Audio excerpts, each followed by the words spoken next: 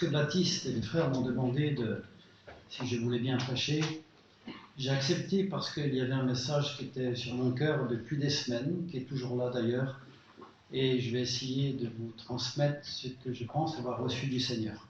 Mais nous allons remettre ce message entre les mains du Seigneur. Seigneur, nous voulons te bénir ce matin. Et je te demande la grâce, Seigneur, te demandons la grâce, ensemble, de t'élever dans nos cœurs, de t'élever dans mon cœur, de t'élever dans l'Église, afin que ta gloire soit. Nous puissions te voir, Seigneur, couronné de gloire et d'honneur. Seigneur, c'est toi que nous voulons voir, c'est toi que nous voulons élever.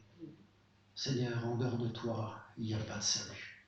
En dehors de toi, il n'y a pas de vérité. C'est pourquoi, Seigneur, que ta parole habite ce matin parmi nous, pleine de grâce et de vérité. Que le Fils habite parmi nous, plein de grâce et de vérité. En ton nom, Seigneur. Amen. Amen. Et tout est parti dans les pensées de la méditation du livre de la Genèse et de l'ordre que Dieu avait donné à Adam et Ève. Tu pourras manger de tous les arbres du jardin, mais tu ne mangeras pas du fruit de l'arbre de la connaissance du bien et du mal, car le jour où tu en mangeras, tu mourras certainement.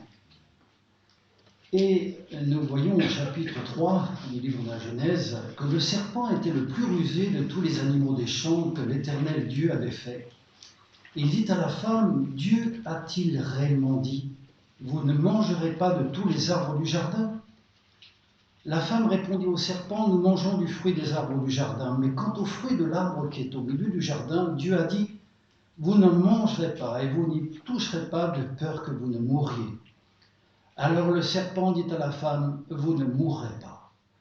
Et cette réponse d'Ève a trotté dans ma tête pendant plusieurs jours et j'ai eu ce sentiment que Ève avait dénaturé les propos de Dieu, avait minimisé l'ordre de Dieu, parce que lorsque Dieu dit vous mourrez certainement, ça veut dire vous mourrez de façon certaine, infaillible, irrévocable.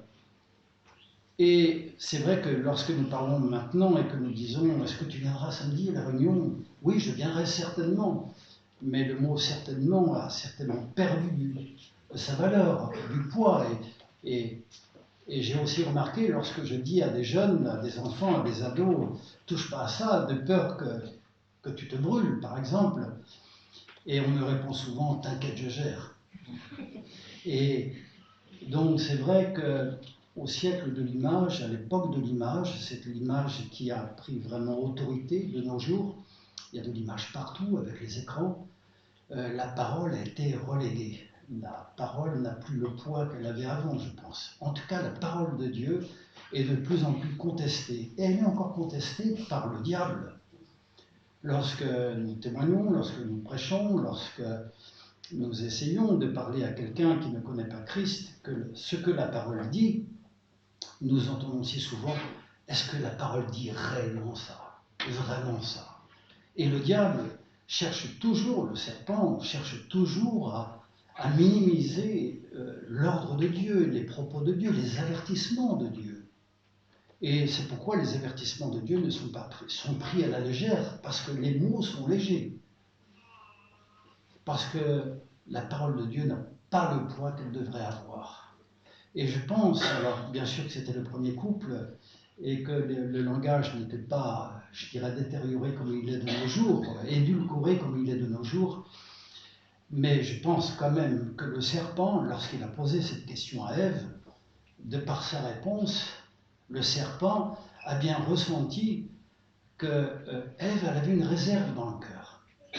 Il y avait le oui et le non, et c'est cette pensée-là qui m'a poursuivi. Il y avait le oui et le non dans son cœur. Oui, il a dit ça, de peur que vous ne mouriez. Ève et Adam n'ont pas été des témoins fidèles à la parole. Mais le sommes-nous aujourd'hui lorsque nous devons témoigner de la parole, lorsque nous devons témoigner à nos collègues de travail, à nos collègues d'école, de fac? Est-ce que nous sommes vraiment des témoins fidèles et véritables? Et cette pensée m'a conduit dans Apocalypse 3, dans cette église de Laodicée, cette église dans son état final d'apostasie, je vous le lis, écrit à l'ange de l'église de Laodicée, voici ce que dit l'Amen, le témoin fidèle et véritable, le principe de la création de Dieu. Je connais tes œuvres. Je sais que tu n'es ni froid ni bouillant. Puisses-tu être froid ou bouillant? Ainsi, parce que tu es tiède et que tu n'es ni froid ni bouillant, je te vomirai de ma bouche. Parce que tu dis, je suis riche, je me suis enrichi, je n'ai besoin de rien. Et parce que tu ne sais pas que tu es malheureux, misérable, pauvre, aveugle et nu, je te conseille d'acheter de moi de l'or éprouvé par le feu, afin que tu deviennes riche, et des vêtements blancs, afin que tu sois vêtu, et que la honte de ta nudité ne paraisse pas, et un collier pour oindre tes yeux, afin que tu vois. Moi, je reprends, et je châtie tous ceux que j'aime, et donc du zèle et repens-toi. C'est déjà plein, je dirais, d'espérance et plein de consolation. On voit l'état de cette église, je ne vais pas parler dessus ce matin, mais on voit déjà l'état de cette église qui est à côté. Mais Jésus lui dit, mais je t'aime, moi je reprends et je châtie tous ceux que j'aime, il y a l'amour de Dieu qui est là. Lorsque Dieu nous fait un reproche, il nous aime. Dieu ne veut pas que le méchant meure, mais qu'il change de conduite et qu'il vive. C'est toujours un appel à la vie, un appel à la repentance, parce que Dieu veut nous sauver. Dieu ne veut pas qu'on se perde. Et verset 20, voici, je me tiens à la porte et je frappe. Si quelqu'un entend ma voix et ouvre la porte, j'entre chez lui, je soupe avec lui et lui avec moi. Il n'y a rien de plus dramatique lorsque la parole s'adresse à l'Église, de savoir que le Seigneur se tient à la porte de l'Église et qu'il n'est pas dans l'Église. Mais dans l'Église, il peut y avoir, je dirais, des croyants qui ont laissé le Seigneur à la porte et qui ne l'ont pas fait rentrer dans leur vie. Parce que nous pouvons venir à l'église, mais où en sommes-nous? Où en sommes-nous? Voici ce que dit l'Amen, le témoin fidèle et véritable, le principe de la création de Dieu. Ce verset-là tournait vraiment en boucle dans mon cœur. Voici l'Amen, le témoin fidèle et véritable. Pourquoi le témoin fidèle et véritable? Lorsque le Seigneur parlait, les pharisiens lui reprochaient, tu rends témoignage de toi-même, c'est pourquoi ton témoignage n'est pas vrai. Parce que dans la parole, dans Deutéronome, il est dit que c'est le témoignage de deux hommes qui est vrai. Et le Seigneur répondait aux hommes religieux de l'époque, mais mon témoignage est vrai, parce que mon Père lui-même rend témoignage de moi, que c'est bien le Père qui m'a envoyé. J'ai relu l'évangile de Jean plusieurs reprises. J'ai été frappé de voir comment le Seigneur parle de sa dépendance avec le Père. Comment le Seigneur parle de sa dépendance avec le Père. Et je voudrais lire, je ne vais pas chercher les références à chaque fois, donc j'ai écrit quelques versets que je voudrais vous lire ce matin. Le Seigneur est venu, parce qu'il est dit, voici ce que dit l'Amen, le témoin fidèle et véritable. Pourquoi l'Amen? Pourquoi l'Amen? Je me suis posé la question, pourquoi est-il appelé l'Amen? Et lorsque nous voyons les paroles du Seigneur, tu m'as formé encore, alors j'ai dit, voici je viens, ô Dieu, pour faire ta volonté. Je ne suis pas venu de moi-même, mais c'est le Père qui m'a envoyé. Je suis né et venu dans le monde pour rendre témoignage à la vérité. Et il ajoutera, quiconque est de la vérité, écoute ma voix. Je suis descendu du ciel non pas pour faire ma volonté, mais la volonté de celui qui m'a envoyé. Je n'ai point parlé de moi-même. Mais le Père qui m'a envoyé m'a prescrit lui-même ce que je dois dire et annoncer. C'est pourquoi les choses que je dis, je les dis comme le Père me les a dites. J'étais frappé vraiment par ce verset. Je dis les choses comme le Père me les a dites. Le Fils ne parlait pas de lui-même. Il parlait, il entendait ce que disait le Père et il redonnait les paroles du Père. Il dit, je ne fais rien de moi-même. Ce que je fais, je le vois fait au Père. Donc toutes les œuvres que le Fils a faites, c'est parce que le Père les faisait. Toutes les paroles que le Fils a données, c'est parce que le Père lui donnait à dire. D'ailleurs, dans Jean 17, il dit, je leur ai donné les paroles que tu m'as données, et ils les ont reçues. la fidélité du Seigneur, voilà, on se souvient d'ailleurs quand il a été tenté au désert, lorsque le diable l'a tenté à 3 reprises, le Seigneur a dit « il est écrit ». Il est écrit. Hein. Et il a cité la parole dans toute sa force. Il n'y avait pas de réserve en lui. C'est ça qui m'a frappé. Christ, pourquoi Christ est l'Amen? Parce que Christ a toujours dit Amen à la volonté du Père. Il est venu pour accomplir la volonté du Père. Le Père et le Fils marchaient ensemble, comme Abraham et Isaac. Le Fils est venu sur la terre pour mourir sur la croix, pour être l'agneau de Dieu qui ôte le péché du monde. Voilà pourquoi l'Amen. Parce que le Fils a toujours dit Amen à la volonté du Père. D'ailleurs, il le dit à la résurrection de Lazare. Il dit, Père, je te prie, non pas pour moi, parce que je sais que tu m'exauces toujours, parce que je fais toujours ce qui t'est agréable. Toujours, c'est pas la plupart du temps. Je fais toujours ce qui t'est agréable. Ma nourriture est de faire la volonté du Père. Vous voyez, et c'est pourquoi c'est important. C'est important, et un autre passage s'est imposé aussi à moi, dans 2 Corinthiens, où on voit cette attaque qu'avait l'apôtre Paul. Il voulait aller visiter les Corinthiens, mais il a été empêché parce que le Seigneur l'a conduit autrement. Mais les chrétiens de Corinthe, eh bien, le taxaient d'inconstance. Et là, Paul se défend, de Corinthiens 1, verset 15, il dit « Dans cette persuasion, je voulais aller d'abord vers vous, afin que vous ayez une seconde faveur. Je voulais passer chez vous pour me rendre en Macédoine, puis revenir de la Macédoine chez vous, et vous m'auriez fait accompagner en Judée. Est-ce qu'en voulant cela, j'ai donc usé de légèreté? Ou bien mes résolutions sont-elles des résolutions selon la chair, de sorte qu'il y a en moi le oui et le non? Aussi vrai que Dieu est fidèle, la parole que nous vous avons adressée n'a pas été oui et non. Car le Fils de Dieu, Jésus-Christ, qui a été prêché par nous, au milieu de vous, par moi, par Sylvain et par Timothée, n'a pas été oui et non, mais en lui, il n'y a que oui. Car pour ce qui concerne toutes les promesses de Dieu, c'est en lui qu'est le oui. C'est pourquoi encore l'Amen par lui est prononcé par nous à la gloire de Dieu. Ça paraît un peu compliqué lorsqu'on lit ça au premier abord, mais voilà l'Amen. En lui, il n'y a que oui. En lui, il n'y a que oui.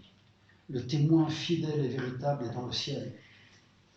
Nous ne sommes pas des témoins fidèles et véritables. Vous savez, la résolution selon la chair, d'ailleurs l'apôtre Paul en parle dans Romains 7 et Romains 8, il est dit, mais quand je veux faire le bien, le mal est attaché à moi. Le mal que je ne veux pas faire, eh bien c'est plus fort que moi, il faut que je le fasse, parce que je trouve en moi cette loi. Quand je veux faire le bien, le mal est attaché à moi.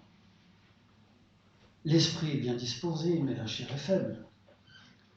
Il n'y a pas en l'homme cette fidélité. Je dois le reconnaître. Que tout homme soit reconnu pour menteur et Dieu seul pour vrai. Est-ce que j'ai reconnu ce matin, dans mon cœur, ce matin ou un autre jour, mais est-ce que je suis clair ce matin sur cela? Le oui n'est pas en moi. Le oui n'est qu'en Christ. En nous, il y a le oui et le non. C'est pourquoi j'ai lu aussi l'église à Laodicée. Pourquoi? Parce que l'église de Laodicée était tiède. Tiède, c'est avoir le chaud et le froid, mais c'est aussi avoir le oui et le non. Oui, Seigneur, je veux te suivre, mais. Non, le monde, je ne veux pas te suivre, mais. On a souvent un pied dans le monde et un pied dans l'église. Au temps d'Élie, le prophète a dit au peuple, mais jusqu'à quand allez-vous clocher des 2 pieds? Ça me parle particulièrement parce que mon nom est Claude, et Claude veut dire boiteux. Donc, on m'a donné un nom qui veut dire boiteux, clocher des 2 pieds. Hein. Donc, jusqu'à quand clocherez-vous des 2 pieds? Si c'est Dieu, si l'Éternel est Dieu, allez après lui. Mais si c'est Baal, allez après lui. C'est pourquoi puisses-tu être froid ou bouillant? Froid parce que celui qui est froid pour le Seigneur, eh bien, il n'est pas hypocrite. Il dit non, j'en veux pas. Chaud, eh bien, on sait ce que c'est, bouillant pour le Seigneur, zélé pour le Seigneur, c'est le suivre. comme on l'a entendu tout à l'heure dans Josué 14, Caleb qui avait pleinement suivi la voie de l'Éternel. Et parce qu'il a pleinement suivi la voie de l'Éternel, eh bien, il a pu s'emparer des villes fortifiées, là où il y avait les Anakim, là où il y avait des géants. Dans nos vies, dans ma vie, dans vos vies, il y a des géants de toutes sortes. Et nous ne pouvons pas les affronter parce que nous n'avons pas la puissance pour les affronter. Mais si nous suivons pleinement la voie de l'Éternel, l'Éternel sera avec nous, comme il était avec Josué, comme il était avec Caleb, comme il a été avec tous les serviteurs du Seigneur. Et c'est pourquoi c'est important de savoir, mais comment je vis dans l'Église? Est-ce que lorsque je lis ce qui est écrit de l'Église de Laodicée, je me sens un peu concerné? Y a-t-il en moi le oui et le non? Le oui n'est pas dans l'homme, la fidélité n'est pas dans l'homme. La meilleure preuve, c'est que dans nos pays dits civilisés, un mariage sur deux se termine par un divorce. On dit oui devant témoin. La durée d'un mariage, c'est à peu près une quinzaine d'années. Et je me souviens, quand on a fait un prêt pour notre maison, le courtier en prêt nous disait qu'il avait remarqué que c'était tous les 7 ans que les couples se défaisaient. Le oui n'est pas fidèle, le oui n'est pas persévérant. Nous avons un oui, mais dans notre oui, il y a du non. Et dans notre non, il y a du oui. Et c'est pourquoi l'apôtre Paul, ici, il dit « Mais mes résolutions sont-elles les résolutions selon la chair, de sorte qu'il y a en moi le oui et le non ?» Est-ce que j'ai réalisé, est-ce que nous avons réalisé que le oui et le non se mélangent dans notre cœur? Nous voudrions, l'esprit bien disposé, mais la chair est faible. Nous pouvons tenir un bout de chemin, mais nous n'allons pas jusqu'au bout. Et c'est pourquoi le Seigneur sait. Mais le Seigneur ne veut pas d'hypocrisie. Il ne veut pas que nous soyons dans l'Église des hypocrites. Si c'est l'Éternel qui est Dieu, allons après lui. Servons-le. Tu le serviras lui seul. Nous devons faire un choix. La vie est faite de choix. Il n'y a pas longtemps, on m'a demandé d'aller visiter un mourant. Et devant la porte de la chambre, la femme du mourant m'a dit « Mais vous savez, Claude, mon mari, il croit en Jésus. Il croit en Jésus. » Et j'avais cette pensée dans le cœur en allant à l'hôpital. La croyance, c'est pas la foi. La croyance, c'est pas la foi. La foi, c'est bien plus que ça. Et lorsque je suis arrivé dans la chambre, j'ai dit « Monsieur, est-ce que vous croyez en Jésus-Christ ?» Il m'a dit « Oui, je crois en Jésus-Christ. » J'ai dit « Mais est-ce que vous avez reçu Jésus-Christ dans le cœur?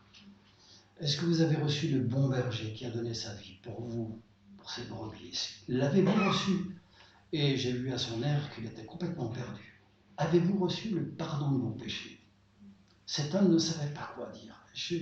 Et j'ai donc lu ce passage. Mais si quelqu'un ne naît pas d'en haut, il ne peut pas voir le royaume de Dieu. J'ai dit, vous savez, je vais souvent en Guinée, mais lorsque je vais en Guinée, un passeport est exigé, mais un visa d'entrée dans le pays est exigé aussi. Et si je n'ai pas le visa d'entrée, je suis refoulé à la frontière, à l'aéroport. Et je ne peux pas pénétrer dans le pays. Et le visa d'entrée dans le royaume de Dieu, c'est avoir reçu l'Esprit du Fils. Si je n'ai pas le Fils dans mon cœur, je ne suis pas enfant de Dieu.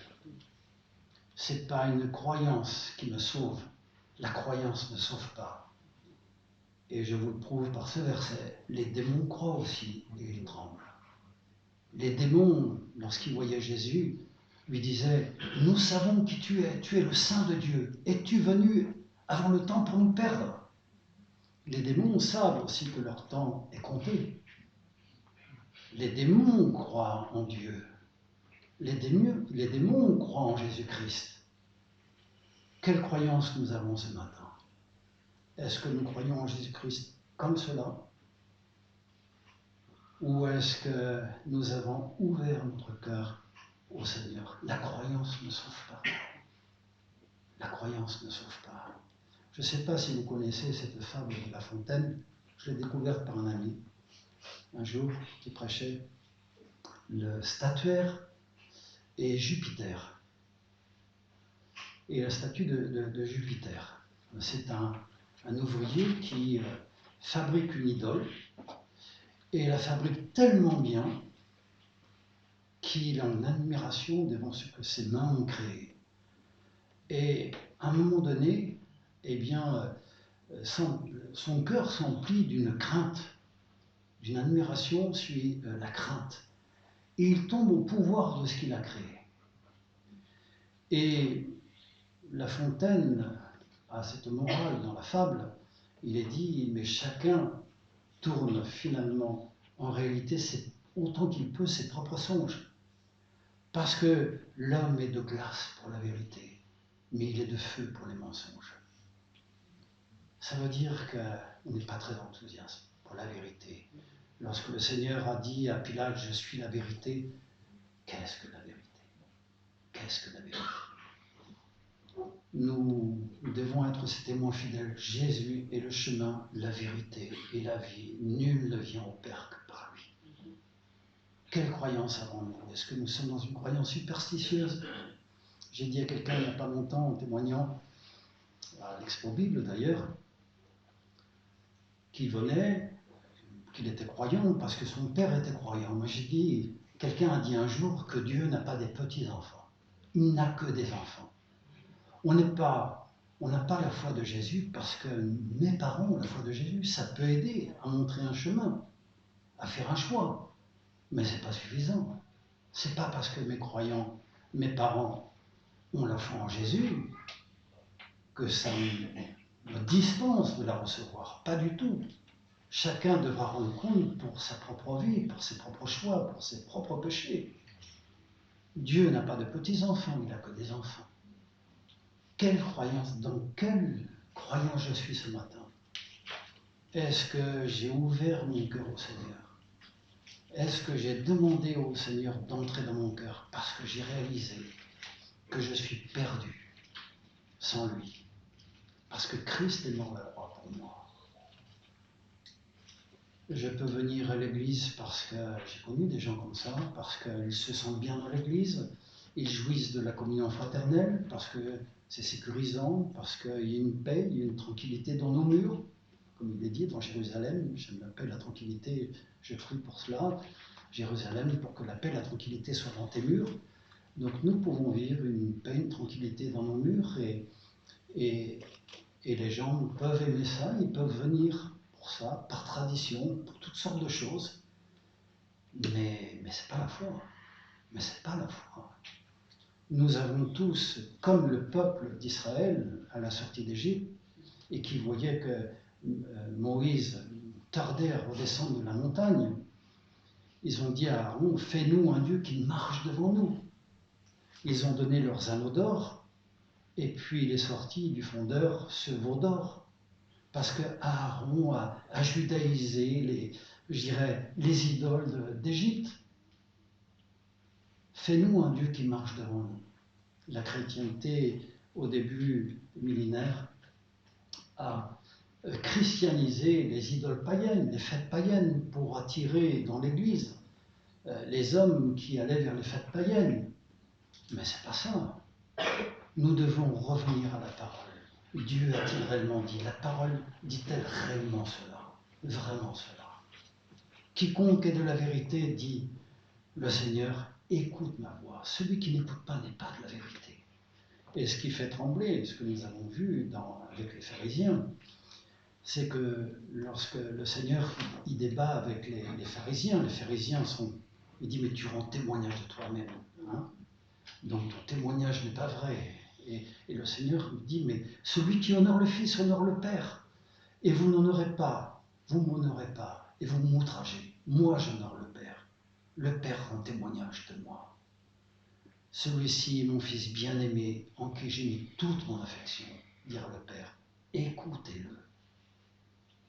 C'est pourquoi lorsque j'entends dans les conversations, dans les partages, des gens de toute religion dire « mais de toute façon nous avons un même Dieu ». Non, nous n'avons pas un même Dieu.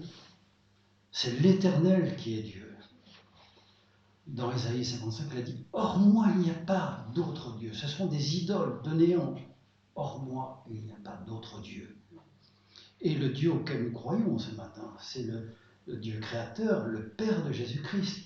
celui qui a envoyé son Fils, Jésus-Christ, sur la terre, pour mourir pour nous, pour être l'agneau de Dieu. Le Père et le Fils marchent ensemble. Si je ne crois pas que Jésus-Christ est le seul nom qui était donné parmi les hommes pour être sauvé, et que Jésus-Christ est le médiateur entre les hommes et Dieu, mais je suis perdu. Ce qui fait de moi un croyant selon le Seigneur, c'est d'avoir reçu l'Esprit du Fils. C'est pas une croyance intellectuelle, c'est pas adhérer à une doctrine, c'est pas fréquenter une église, c'est pas accepter, on est bien par des valeurs humanistes. Moi j'ai des amis, on était catholiques avant, ils ne reçoivent pas ce message de l'Évangile. Ils ont une croyance de tradition. Ils sont très, j'irais très humanistes. Mais je n'arrête pas de leur témoigner. Mais l'humanisme, c'est de l'homme, par l'homme et pour l'homme. Le chrétien, celui qui a la foi en Jésus-Christ, il dit, c'est de lui, par lui et pour lui. On n'est pas du tout dans la même sphère, pas du tout.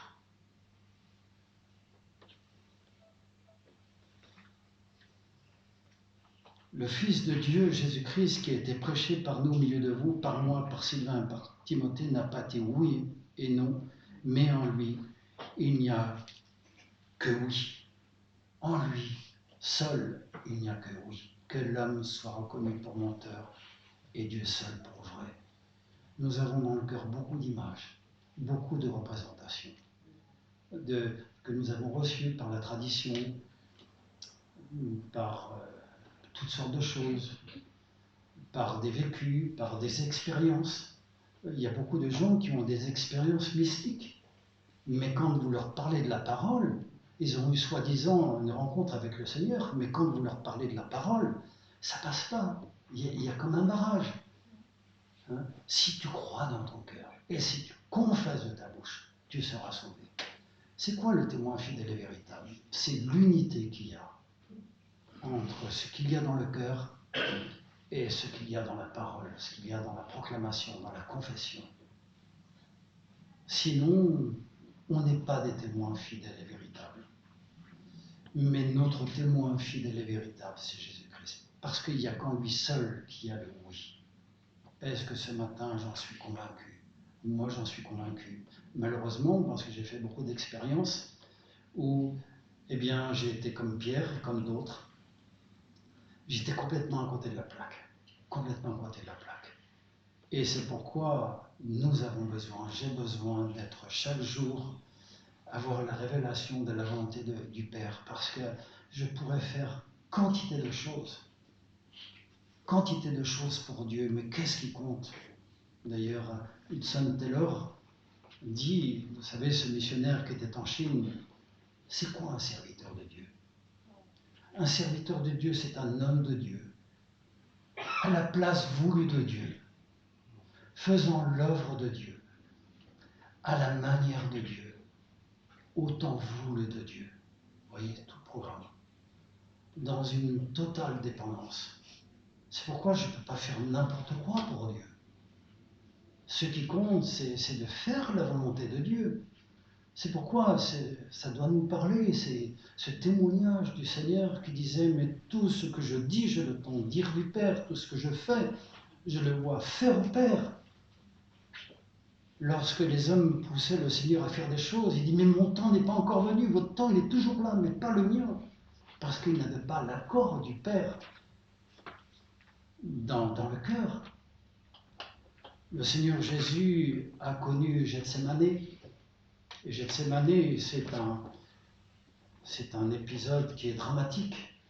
Mais on voit que le diable qui l'avait laissé jusqu'à un temps favorable, est revenu avec toute sa puissance des ténèbres, avec toutes ses légions d'anges, de démons, pour attaquer le Seigneur, faire en sorte qu'il n'aille pas jusqu'à la croix, mais pour que la mort le surprenne dans ce jardin de Gethsémane.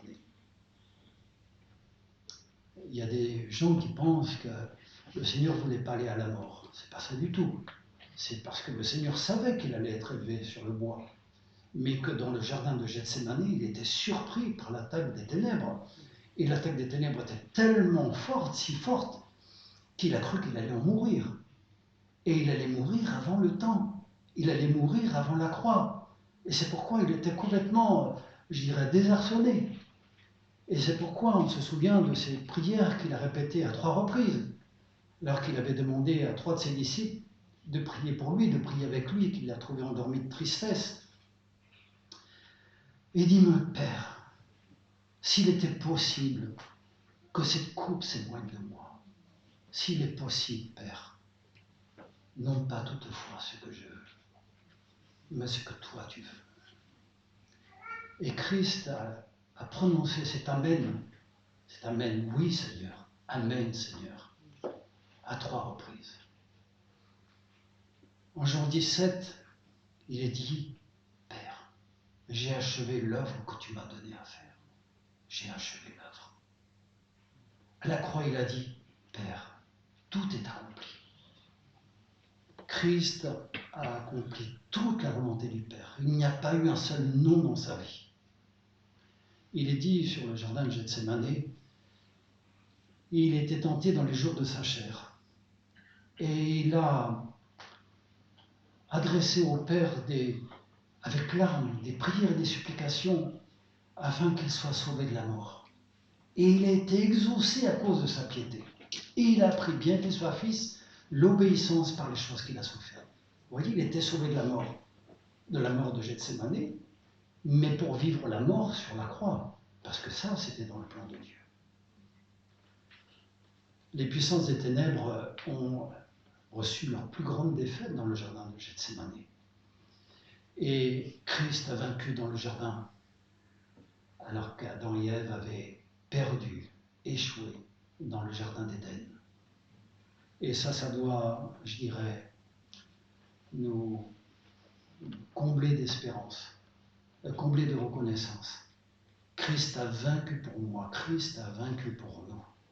Christ a tout accompli. Il n'y a pas eu un seul non dans sa vie. Pas tiède, t'es bouillant pour le Seigneur. Il dit, le zèle de ta maison me dévore. Bouillant pour le Seigneur, pas un non en lui. C'est pourquoi il est appelé l'Amen. À Dieu, l'Amen de Dieu. Alors là, c'est ça que j'ai aussi médité. Il est l'Amen à Dieu. L'accord est total dans son cœur pour la volonté du Père. C'est un oui pleinement accepté dans sa vie. Mais c'est aussi, en réponse, l'Amen de Dieu, l'Amen du Père pour le Fils. Père, tu m'exauces toujours, je sais que tu m'exauces toujours, parce que je fais toujours ce qui t'est agréable. Et verset 20, il est dit, car pour ce qui concerne toutes les promesses de Dieu, c'est en lui qu'est le oui. C'est pourquoi encore l'Amen par lui est prononcé par nous à la gloire de Dieu. Et c'est ça qui m'a fait du bien aussi, entre autres, c'est que donc en lui, il y a toutes les promesses de Dieu. Mais sommes-nous trouvés en lui ce matin? Sommes-nous trouvés dans la foi en Jésus? Parce que c'est en lui que toutes les promesses de Dieu sont oui et amen. Souvent, nous prions et nous disons « Au nom de Jésus ». Mais ce n'est pas une formule magique, ce n'est pas un sésame que nous prononçons. Au nom de Jésus, c'est être trouvé en lui. L'apôtre Paul disait « J'ai renoncé à tout afin d'être trouvé en lui. » Non pas avec ma justice, ma propre justice, mais avec sa justice. J'ai renoncé à tout.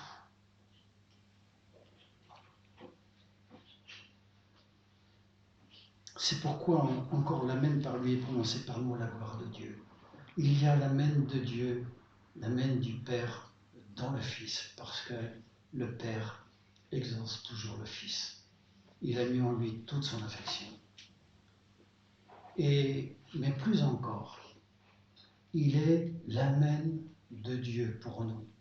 Parce qu'il est dit dans la parole, et vous pourrez le relire dans Colossiens, dans Philippiens, dans Éphésiens, en lui, nous avons été bénis de toute bénédiction spirituelle dans les lieux célestes dans Jésus-Christ.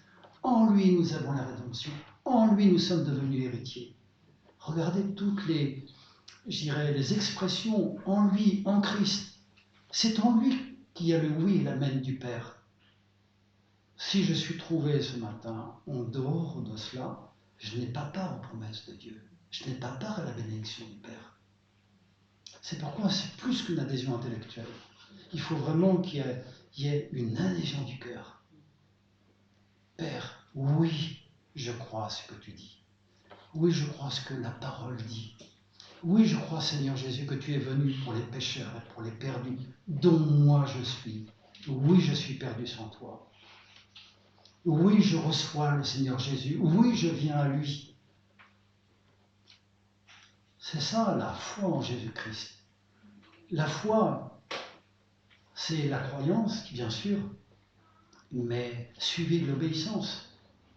Parce que l'église de Laodicée, mais tu ne sais pas que tu es pauvre, aveugle, misérable et nu.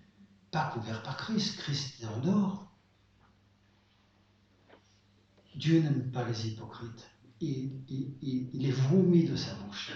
Et c'est pourquoi, ce matin, je dois dire, mais où j'en suis avec le Seigneur? Est-ce que je peux dire, quand la parole dit « Mon fils, donne-moi ton cœur ». Donne-moi ton cœur. Quand on donne son cœur à un fiancé ou une fiancée, on donne son cœur. On se donne. Et le Seigneur attend qu'on se donne à lui. Et alors, toutes les promesses de Dieu sont oui et amen pour moi, mais en lui. Et c'est pourquoi donc l'amen par lui est prononcé par nous la gloire de Dieu. Et ça aussi, ça m'a encouragé, parce que je reconnais, nous devons reconnaître que le oui n'est pas en nous, qu'il n'est qu'en lui. Et si je reconnais ça, alors je peux me tourner vers lui en disant « Seigneur, je crois, viens en secours de mon incrédulité. Oui, Seigneur. Mais je réponds oui, Seigneur. Veux-tu me suivre? Oui, Seigneur. Mais viens en secours de ma faible volonté. Mais viens en secours de mon faible oui. Je dis oui, Seigneur, mais viens en secours. Je crois en toi, mais viens en secours de mon incrédulité. C'est pourquoi nous ne pouvons pas le produire, mais nous devons suivre. Il y a un exemple qui me revient régulièrement. J'avais lu le témoignage de Corrie ten Boom, je ne sais pas si vous connaissez cette Hollandaise qui a connu les camps de concentration, notamment celui de Ravensbrück, et qui est considérée comme juste parmi les Israéliens au mémorial de Yad Vashem, elle et sa famille, parce qu'ils ont hébergé des Juifs pendant la guerre. Et Corrie a été en camp de Ravensbrück avec sa sœur Betsy, et sa sœur en est morte là-bas à cause de la privation, à cause des mauvais traitements, à cause de, voilà, et à cause de sa santé, certainement défaillante. Ils ont témoigné à beaucoup de prisonniers qui allaient être conduits à la mort. Et Corrie est libérée par la grâce de Dieu, et elle va passer sa vie à faire des réunions d'évangélisation pour témoigner du Seigneur, pour témoigner de l'amour de Dieu, du pardon de Dieu. Et lors d'une réunion d'évangélisation, il y a un homme qui s'avance vers elle et qui veut recevoir le Seigneur et qui vient lui serrer la main. Et Corrie reconnaît le bourreau de sa sœur et a dit « Non, Seigneur, je ne peux pas. Je ne peux pas, Seigneur. » Et le Seigneur lui dit « Corrie, avance ta main. » Et Corrie témoigne, c'est lorsque j'ai avancé ma main que l'amour de Dieu a été répandu dans mon cœur pour cet homme. Vous voyez? Son faible oui, elle écoutait le Seigneur malgré tout, elle a avancé sa main. Et lorsqu'elle a avancé sa main, elle a reçu l'amour de Dieu pour lui, le pardon. Le pardon n'est pas en nous. Nous pouvons pardonner des petites choses, mais imaginez que quelqu'un crève votre enfant parce qu'elle était droguée, voilà, un crime, ceci. Mais le pardon n'est pas en nous, il est au-dessus de nos forces. Le oui est en lui. Tout est en lui. C'est pas en nous. Nous pouvons faire un bout de chemin, mais pas jusqu'à la croix. Impossible. Seul Christ a été jusqu'à la croix. C'est pourquoi l'amen par lui est prononcé par nous. Et j'ai un autre exemple pour terminer qui me revient. Aussi, lorsque nous étions enfants, nous allions dans une maison de campagne avec mes parents et nous n'avions pas l'eau courante et mon père avait construit une citerne. Et sur l'évier de la cuisine, il y avait une pompe que les anciens connaissent, les pompes Japi, que d'ailleurs on en a une en Afrique. Et c'était un levier et on actionnait la pompe comme ça. Mais si on l'actionnait comme ça, l'eau ne coulait pas. Pour que l'eau coule, il fallait démonter un clapet, mettre un verre d'eau, on amorçait ainsi la pompe, et après il y avait un jet puissant. C'est un peu l'image que je veux aussi vous laisser ce matin. Le oui, c'est un peu comme notre verre d'eau. Le Seigneur compte sur nos oui. Ouvre ta bouche. Ce matin, j'étais tout tremblant parce que je suis très timide. Il y en a qui me disent, ça ne se voit pas, mais je suis très timide. C'est une infirmité chez moi. J'ai dit, Seigneur, j'ai peur. Seigneur, je suis tremblant. Mais m'est venu ce verset, ouvre ta bouche et je la remplirai. C'est toujours le même principe. Il faut avancer dans ce que le Seigneur nous demande. Et nous verrons que notre capacité ne vient pas de nous-mêmes. C'est Dieu qui produit en nous le vouloir et le faire. L'Esprit, dit le Seigneur, ne parlera pas de lui-même non plus, l'Esprit. Il prendra de ce qui est à moi pour vous le donner. Il prendra du oui du Fils pour le mettre dans mon cœur. C'est pourquoi l'apôtre Paul disait, j'ai été crucifié avec Christ, et si je vis, ce n'est plus moi qui vis, c'est Christ qui vit en moi. Et je la vis dans la foi au Fils de Dieu qui m'a aimé, s'est livré lui-même pour moi. La version d'Arby dit une petite nuance qui m'a toujours parlé. Elle ne dit pas je vis dans la foi au Fils, mais elle dit je vis dans la foi du Fils. Mais les deux sont vrais. Et c'est, je pense, encore plus profond. Parce que je peux dire le oui au Fils, mais dire je vis de la foi, dans le oui du Fils, c'est ça qui m'entraîne. Vous voyez, c'est le oui du Fils. Je dois me réfugier en lui pour que le oui du Fils, pour que, je dirais, l'accomplissement de la volonté du Père soit aussi réalisé par ma vie. Et alors, je pourrais dire, voici ce que dit l'Amen, le témoin fidèle et véritable, le principe de la création de Dieu. Tout est de lui, par lui et pour lui. Un homme de Dieu, une femme de Dieu, un serviteur de Dieu, une servante du Seigneur. Un homme ou une femme de Dieu, à la place voulue de Dieu, faisant l'œuvre de Dieu, à la manière de Dieu et au temps voulu de Dieu. Nous prions.